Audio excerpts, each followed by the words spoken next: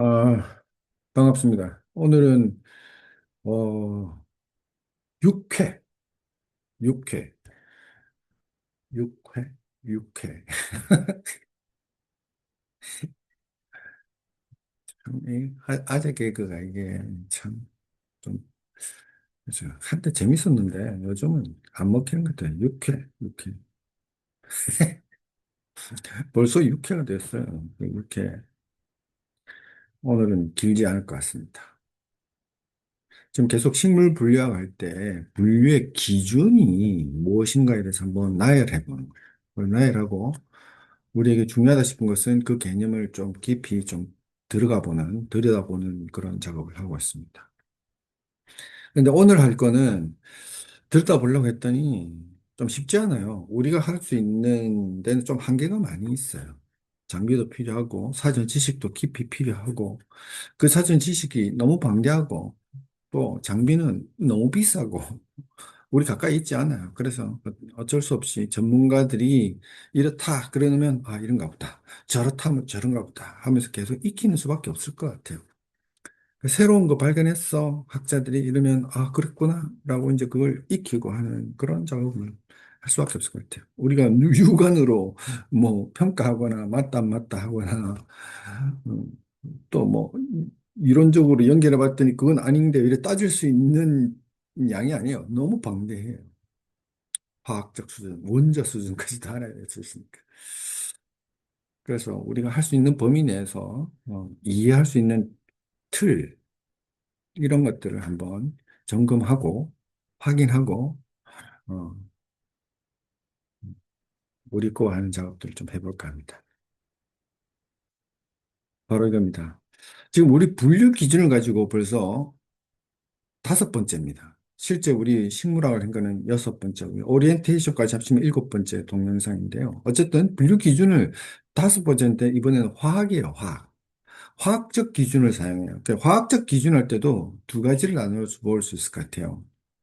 하나는 그 식물체 내에서 어떤 대사 물질, 2차 대사 물질들이요, 대부분죠. 2차 대상, 생명 활동에 직접적인 것은 아니지만 생명 활동 대사를 하는 도중에 생성하는 물질들을 2차 대사 물질이라고 한다면 대략 2차 대사 물질들을 기준으로 분류를 할 수 있습니다. 어떤 그룹에는 이런 물질이 있더라. 저런 그룹이 있더라. 그래서 이 차이는 이런 물질에 있고 없고 또 양의 비율의 차이 뭐 이런 것들을 따지는 거 물질을 기준으로 하는 거예요. 그 다음에 또 하나 더는 현대 기술이 발전하면서 분자 생물학이죠. 분자 생물학이 발전하면서 어, DNA 구조, 유전자를 가지고 분류를 하면 큰 줄기가 있는 거죠. 그죠? 이게 화학적 분류 기준이에요. 먼저 물질을 가져간다면 물질이 얼마나 많겠어요? 너무너무너무 많겠죠. 그죠? 또 그 물질의 이름들을 보게 되면 대부분 다 화학적 용어를, 화학 용어를 많이 쓰고 있어서 굉장히 어렵습니다. 그냥 얼마나 복잡해요. 원자를 다 배열하고 그 배열된 것들이 분자 단위까지, 분자들이 단백질 단위까지 막 이래 되면 뭐 너무 많아요. 그렇지만 이제 우리가 하려는 분류학적 관점에서는 요 세 가지만 일단 머릿속에 넣을 필요가 있을 것 같아요. 이 세 가지. 세 가지. 입에 붙이는 거. 하나, 플라보노이드, 테르페노이드, 알칼로이드, 로이드네, 그죠? 플라보노이드, 플라보노이드, 플라보노이드, 테르페노이드, 테르페노이드, 알칼로이드, 알칼로이드. 우리는 일상적으로 쓸 수 있는, 이거는 플라보노이드 계열이야, 플라보노이드. 이거는 테르페노이드, 테르페노이드. 알칼로이드. 요 정도까지는 우리가 할 것 같아요. 요 식물들은 알칼로이드 계열에 있어요. 그러면 우리 느낌 속에 이런 게 이까지는 있을 필요가 있을 것 같아요. 그래, 플라보노이드 알았어. 테르페노이드 이름은 알았어. 알칼로이드 들었어. 근데 그 이름 계통들이 갖고 있는 그 느낌 있잖아요. 그 플라보노이드가 어떤 건데 자꾸 이거 플라보노이드 계열이에요. 이렇게 말하는. 우리는 좋겠네. 야, 이거는 플라보노이드 계열이 있어서 블라블라블라 설명하잖아요. 그럴 때 무슨 개념을 갖고 있냐? 요, 거를 기대 한번 들었으면 좋겠습니다. 요거 제가 표시를 특별히 해놨죠, 그죠? 요 개념을 요 개념. 플라보노이드 하게 되면 색 이렇게 떠올리시면 색, 색. 이 플라보노이드 하면 색. 그러면 테르페노이드 하기는 모르죠. 테르페노이드 하면 향, 향. 그 다음에 알칼로이드 하게 되면 뭐죠? 독 이렇게 떠올려요. 독. 물론 이게 100%는 아닙니다. 플라보다면 색깔만 조정하고 있거나 뭐 이런 건 아니에요. 색을 먼저 떠올려야 돼요. 플라보. 이게 노란색이 나타나요. 색을 나타내는 거예요. 플라보. 그럼 테르페노이드 하게 되면 이거는 좀 이렇게 뭐랄까, 방향성 물질인 거예요. 향. 어? 알칼로이드는 독성이 있다. 요 개념을 가지는 거예요. 그래서 플라보노이드는 색을 가지고 있기 때문에 어, 단풍이 있고 열매가 익어가고 이런 색깔들이 싹 변하잖아요. 그죠? 그 와중 속에 그 색들이 어떤 게냐면 우리에게 그 기능적으로 어떤 효과를 주고 있냐면 항산, 항산화죠. 항산화해서 활성산소 있으면 항산 그걸 먹으면 항산 효과가 있고 항균 효과, 항암, 염증, 항바이러스, 자외선 차단 이런 것들이 다 플라보노이드 계열이 있다. 색깔 많아, 색깔. 우리 붉은 계통이 있으면 대부분 다 항산화 기능 있잖아요. 그래서 또, 안토시아닌 이런 거 있을 때는 자외선 차단하잖아요. 그죠? 그런 것들이야. 그게 플라보노이드 계열이다라고 생각하시면 될 것 같아요. 그 다음에 테르페노이드 하게 되면 무엇이 먼저 떠오르나요? 예, 테르페노이드 하게 되면 우리 소나무에, 소나무에 피톤치드를 생각합니다. 피톤치드가 테르페노이드. 이 향으로 줘요. 향으로 줘요. 음. 그래서 상처를 보호하기도 하고 이런 효과를 주는 거예요. 그 다음에 알칼로이드 하게 되면 독 이렇게 했지만 기본적으로는 독 성분이 베이스고요. 그 다음에 이런 것들이 흥분을 시킨다든지 혹은 진통을 시킨다든지 쓰다든지 쓴맛이 난다든지 그래서 독을 잘 조제하게 되면 도리어 우리 몸에 그 몸을 치유하게 되는 약성분이 되는 거죠. 너무 강하면 죽지만 적정한 양을 잘 활용해야 돼요. 이건 전문가의 손이 필요하겠죠, 그죠? 그래서 알칼로이드 계열은 독성분이 있고 약품으로 들어갈 수 있고 그걸 잘 활용하면 진통제, 흥분제로 쓸 수 있다. 그래서 그쪽에는 여러분들 마약 성분도 있는 거예요. 마약 성분들, 그죠? 니코틴, 마황 이런 것들이 다 조금. 자, 그렇게 되면 이제 한번 느낌이 오죠, 저는. 분류하겠으면, 플라보노이드 계열, 이러면, 그 느낌이구나. 그래서 그렇지. 그랬어 하는 그 연결될 수 있겠지, 그죠? 색깔 보게 되면 이게 단풍나무, 그렇지. 플라보노이드 계열이 있었구나. 느낌 오잖아요. 텔페노이드, 이렇게 되면, 그죠? 소나무. 느낌 오죠? 뭐요? 알칼로이드는 이제 독성이 나옵니다. 알칼로이드 투꽃.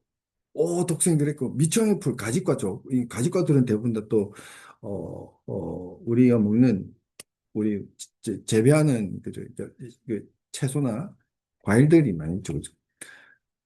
그 다음에 우리가 좋아하는 커피, 카페인, 차나무 이런 것들이 다 알칼로이드 계열이 약간은 그죠?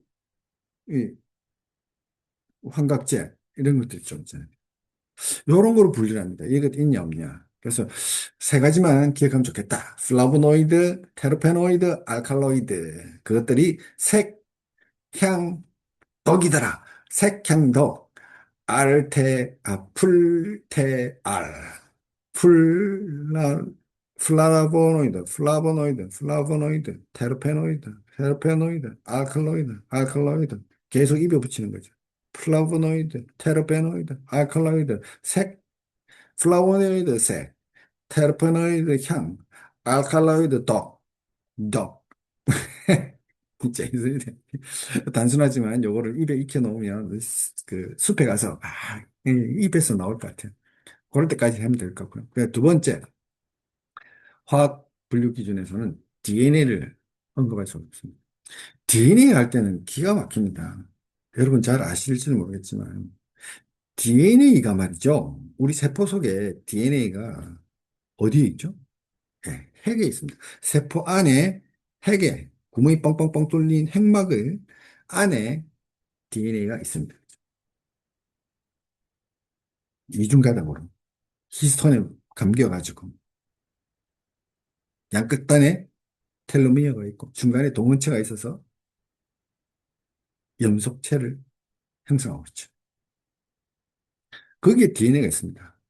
근데 사실 분류학에서 DNA를 쓸 때는 또 다른 핵을 씁니다. 또 다른 DNA를 써요. 뭘까요?